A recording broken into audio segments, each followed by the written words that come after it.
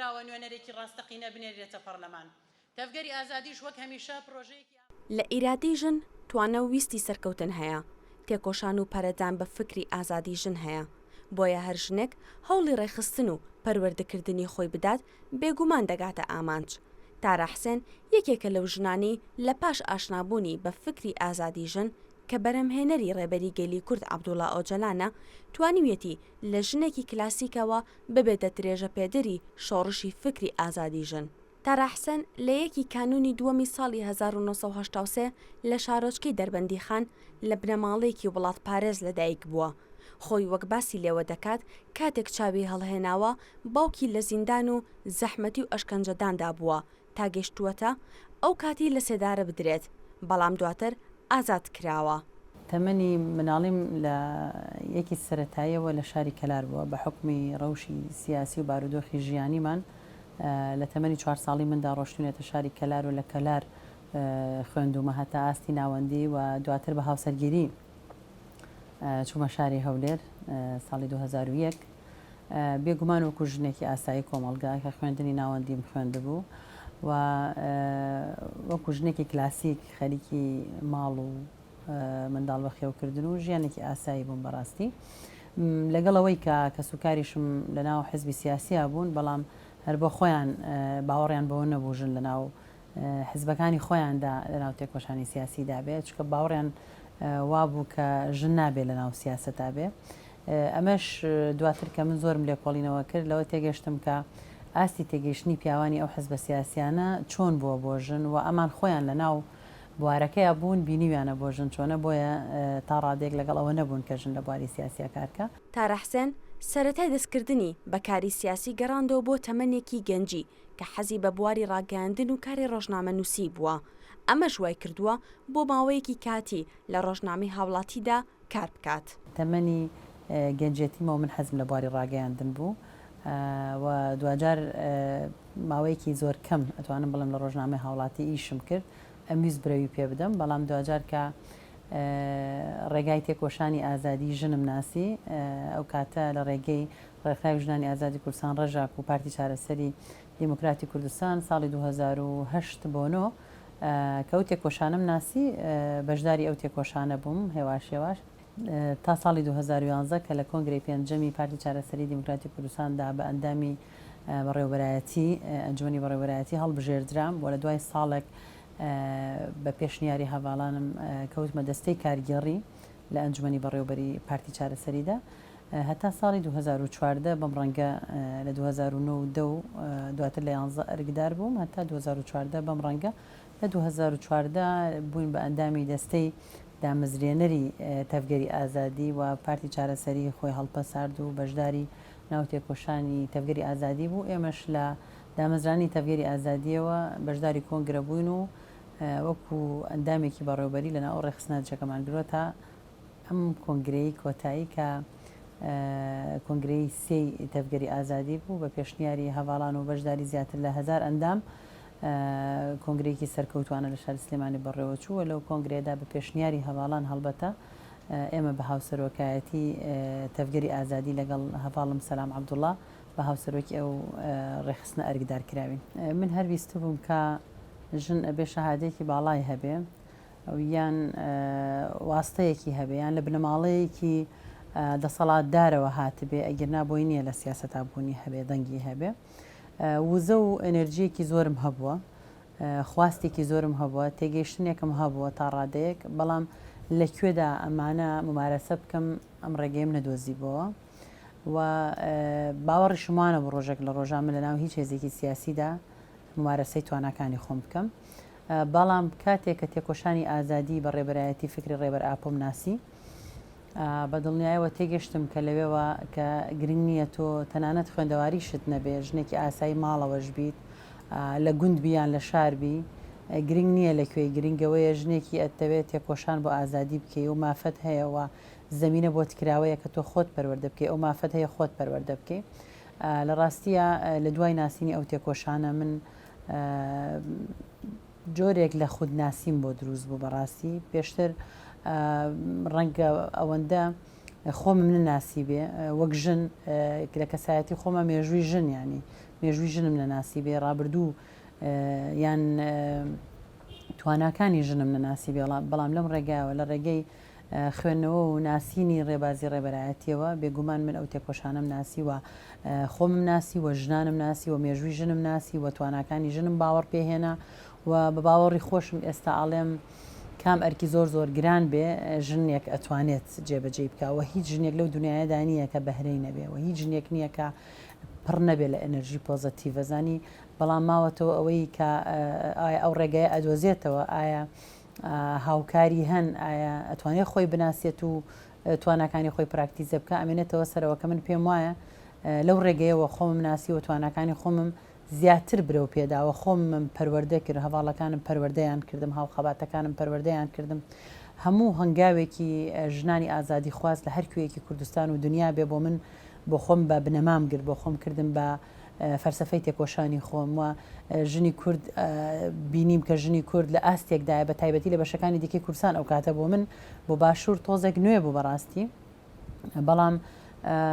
ئەم بینی ژنانی کورد لە چه ئاستێکا تێکۆشانەکەن و معجیب بووم پێیان و پێم وا بوو کە نوێنەرایەتێکی حەقیقی جەوهری ژن ئەکرێ و من پێویستم بەو مۆدێلە لە تێکۆشانی ژن هەیە چکە لەوێدا نابی بە کۆیلەی کەس نابی بە ژێردەستەی کەس و لەوێدا تۆ تەنها خۆت و تواناکانی خۆت لەگەڵ هاوخەباتەکانت هاوڕەگەزەکانت تێکۆشانێک بەڕێوە ئەبەی لەو چوارچێوەیەدا من بینینی ژنێک لە هەر کوێیەکی دنیا کە توانای هەبوو بێ بە بنەمام گرتووە بۆ خۆم وەکو ئەزمونێک خۆمم لەسەر پەروەردە کردووە و خۆشبەختانە ئەمڕۆ بە پێشنیاری هەواڵەکانم بە تێڕابینینی ڕێخستنەکەم ئەرکمان پێدراوەوە ئومێدەوارین و باوەڕیشمانەیە کە بتوانینە بەسەرکەوتوی بڕێوەبەرین. تارە حسەن ئەو کاتی دەست دەکات بە سیاست لە شاری هەولێر ژیاوە بەڵام بەهۆی دەسەڵاتداری لە شاری هەولێرەوە هەڕەشیان لێ دەکرێت و ناچار بە جێهێشتنی پایتەختی هەرێمی کوردستان دەبن چیرۆکی ژیانیشی وها دەگێڕێتەوە. ئێمە کە لە هەولێر بووین بەڕاستی لە هەولێردا کار و خەباتی سیاسی بە بیر و باوەڕی جیاواز ئەتوانم بڵم تا ڕادەی زۆر قەدەغەیە و ئەگەر ژن بیت و خەباتی سیاسی بە عقلێتێکی جیاواز بکەیت ئەوە ئێجگار قەدەغەیە و زۆر چەکیان هەیە بەرامبەر بە ژن بەکاری بێنن وەکو ئەوەی کە بە ناموس سەیری ژن ئەکەن چەکی ناموسیان بەدەستەوەیە چەکی شەرەفیان بەدەستەوەیە تهدید و مەسلەی مادی و ژیانی و ئەم بابەتانە لە بەرنامەی تریشا باسم کردوە هەتا ئاستی هەڕەشەکردن لە ڕفاندنی مناڵەکانە من هەڕەشەم لێکرا لە هەولێر و چەند جارێک هەوڵی تیرۆریان داین و نانبڕاویان کردین وەکو ئەڵەیە من هاوژینەکەم پێشمەرگە بوو لە ڕیزەکانی هێزەکانی هەشتا بەڵام فەسڵیان کرد و تەنانەت پیلانیان هەبوو پیلانی جیاوازیان بۆی هەبوو فەسڵیان کرد دەریان کرد لە ئەرکەکەی و هەموو هەوڵێکیان ئەوە بوو بەڕاستی طبعاً کاتێک ژنێک دێتە مەیدان چەندین ڕێگای جیاجای بۆ تاقیەکەنەوە بۆ دژایەتیکردنی لە سەرەتایە هەوڵی ئەوادەن بتکڕن یعنی کەسایەتیت بڕوشێنن بەشداری حزبی خۆیانت بکەن طبعاً کە بەشداری حزبی خۆیان بوویت ئەبی بە مرۆڤێکی مردوو من پێم وایە ئەوانەی کە لە ناو دەسەڵاتێکی خێڵەکی پیاوسالارە وەک ژن لە ناو سیاسەتدا بن ژنێکی مردوونیان ئەتوانم بڵێم کارتۆنیەکن کە تەنها بە ڕواڵەت ژنن کە بتوانن لە ناو عقلیەت و ذهنیەت و سیاسەتێکی بۆ ڕەنگای ژیان بەردەوام کەم بۆ خۆمەگەل لە تەفگەری ئازادیدا ئیرادەی ژنبوونم تواناکانی ژنبوونم باوەڕی بە تواناکانی من ئیرادەی من فکری من وەرنەگیری ڕێزی لێ نەگیری ناتوانم ساعاتێکیش ژیانێکی بۆ ڕەنگە سیاست بکەم بەڵام لەوێدا هەموو هەوڵێکیاندا بۆ ترساندنمان بۆ تۆقااندنمان بۆ فەسڵکردن بۆ کڕین بۆ ڕوشاندن بۆ کەسایەتی بریندارکردن تەنانەت مەسلەی ئەخلاقی هەوڵ بدەن کێشت بۆ دروستکەن زانیان ئێمە بە هەموو ئەم شتانە ناکەوین پێگومان لە کۆتایە تهدیدی ئەویان کرد کە ئێمە بۆمان نییە لە هەولێردا ژیان بکەینیان ئەوە تا ئەبێ ئێمە بە شێوەک لە شێوەکانە بێ جاسوسی بکەین بۆ دەسەڵاتی پارتی دیموکراتی کوردستان و چەند جارێک ئەمە داوا لە ئێمە کرا کە ئێوە ئەبێسی خوڕیمان بۆ بکەن یان بۆتانە لە هەولێردا ژیان بکەن یا مافی ئەوەتانە مناڵتان بخوێنێ خۆتان هیچ وەزیفەیەکتان هەبێ دوجار ئێمە بەڕاستی ناچار کراین لەوەی کە هەولێر بەجێ بێڵین لەگەڵ ئەوەشدا من وەکو خۆم ئامادەی ئەوەم تیا بوو کە هەولێر بەجێ نەهێڵم و تەنانەت ئەگەر هاوژین و مناڵەکانیشم هەولێر بەجێبێڵم من بمێنمەوە بۆ خەبات و تێکۆشانێکی کە هەیە باجەکەی هەرچێک بێ بیدەم بەڵام ڕێخستن لەو کاتەیە هەواڵەکانم بە پێویستیان بینی وەکو ئەرکەکەم کە من وتەبێژی تەفگەری ئازادی بووم لە دەستی هاوسەرۆکایەتیە بووم هەفتانە ئەوایە هاتووی سلێمانی بکەم بۆیە هەواڵانم بە پێویستیان بینی کە من لە سلێمانی بم بە ناچاری ئێمە ناچار ئەکراین کە هەولێر بەجێ بڵین بەڵام وەکۆڵێ من خۆم بە ناچاری هەولێرم بەجێ نەهێشت بە پێشنیاری هەواڵانم هەولێرم بەجێ هێشت و هاتمە سلێمانی بەڕاستی زۆر جارکە لەگەڵ ژنانە دانیشین بە تایبەتی ژنانی گەنج چالاکوانان سیاسیەکان کە گفتوگۆکەین هەمیشە هەندێک پێشنیاری خۆمیان پێ ئەڵێم کاتێک تۆ ژن بیت و لە مەیدانی سیاسیدا بێ زۆر هەر بە زمانە کۆمەڵایەتەکە زۆر تەڵە و داوت بۆ دائەنێن دەبێت تۆ وریابیت و لەم تەڵە و داوانەی دەسەڵات و پیاوانی دەسەڵات دەربازبی بەڕاستی و ئەمە بۆ من گەورەترین ئەزمون بوو لە ژیانی خۆماکە ئینسان بەگشتی و ژنان بە تایبەتی کاتێک دێنە مەجالێکەوە ئەگەر دژی عقلەتی دەسەڵاتداری بن دەبێ زۆر وریای ئەوە بن کە مەسلەی ڕەگەزی مەسلەی ئارەزوە کەسیەکان مەسلەی مادی ژیانی تایبەت ئەمانە نابێت تەسیرت تێ بکە ئەمانە تەسیرت تێ بکە ئەکەویت و ناتوانانی بەردەوامبی لە ژیانی سیاسیدا چونکە ڕەنگە بە سەدان ژنی وەکو ئێمە هاتی بێتە مەیدان بەڵام بە شێوەیەک لە شێوەکان خستە بێتیان وە کەوت بێ و تەسلیم بوو بێ ئیدی لە نەزانی نەجاری وا هەیە لە ناوشیاریە هەندێجار لە بێت تەجروبەیە دەبیتە قوربان بە پێی یاساکانی کۆمیسیۆنی باڵای هەڵبژاردنەکانی عێراق سیستەمی حیزبایەتی سەرۆک و جێگر هەیە بە پێشنیاری هەواڵان و بە دەنگی کۆنگرە ئێمە هەڵبژێردراین بۆ سەرۆکی تەفگەری ئازادی بەڵام لە ڕاستیدا تەفگەری ئازادی بەدەر لە حزبێک سیستمێکی ئەلتەرناتیڤە بۆ سیستەمی دەسەڵاتی کە هەیە بۆیە لەو چوارچێوەیدا مۆدلی ئێمە مۆدلێکی جیاوازە بۆ ڕەچاوکردنی پرسی هاوسەنگی ڕەگەزی و بۆ ناناوەندێتی لە بڕیاردانە بۆ پرۆسەی دیموکراسی پێشخستن و بەیەکەوە بڕیاردان و پێکەوە بڕیاردان پێکەوە کارکردن بێگومان من لەگەڵ هەواڵی بەڕێزم هەواڵ سەلام عەبدوڵڵا وەک هاوسەرۆکایەتی لە تەفگەری ئازادی هەڵبژێردراوین. دەربارەی پلانەکانی داهاتووی تەفگەری ئازادی کۆمەڵگەی کوردستان چییە کە چارە حسێن هاوسەرۆکایەتی دەکات و هاڕوونی کردەوە؟ ئەزانی ژن بۆ خۆی کائینێکە حەزی لە گۆڕانکاریە کائینێکە لەگەڵ سوڕی ژیانی خۆیان حەزی لە پێشکەوتن و لە گۆڕانکاریە لە نوێبوونەوەیە بۆ هەر هێزێکی سیاسی یان حتا دامودەستگایەکی حکومی ڕێکخراوێکی مەدەنی هەبوونی عقلەتی ژن پێشنگایەتی ژن بێگومان کاریگەری لە پێشخستن و سەرخستنی پەیڕە و پرۆگرامی ئەو لایەنەدا ئەو شوێنەدا هەیە بۆیە بە باوەڕی من لە هەر شوێنێکدا ژن پێشنگایەتی کرد بەڵام پێشتری ژووتمانە پێشنگایەتێکی شکلینا پێشنگایەتێکی ڕواڵەتینا پێشنگایەتێکی جەوهەری نوێنەرایەتێکی ڕاستەقینەی ژن ینی ئیرادەی ژن لە بەرچاو بگیرێەوە تواناکانی ژن پێشوازی لێ بکرێەوە ڕێز لە بیر و بۆچوونەکانی ژن بگیرێ من گومانم نییە لەم ئاستەدا بێگومان ئەو ڕێخستنە بەرەو پێشوونێکی زیاتر بەخۆیەوە بینە ئەمەمان ئەزمون کردووە لە ژیانی سیاسی خۆمانە و ئەزمونمان کردووە لە ژیانی سیاسی هێزەکانی دیکەی کوردستانیشدا لە هەر بەشێکی کوردستان بێ لەکوێدا پێشنگایەتی ژن بەهێز بووە ئەو ڕێخستنە هەر بۆ پێشەوە چۆن چەندە پیلانگەڕی لەسەر بوو بێ چەندە فشاری لەسەر بوو بێڵام چونکە ژنان پێشنگایەتیان کردووە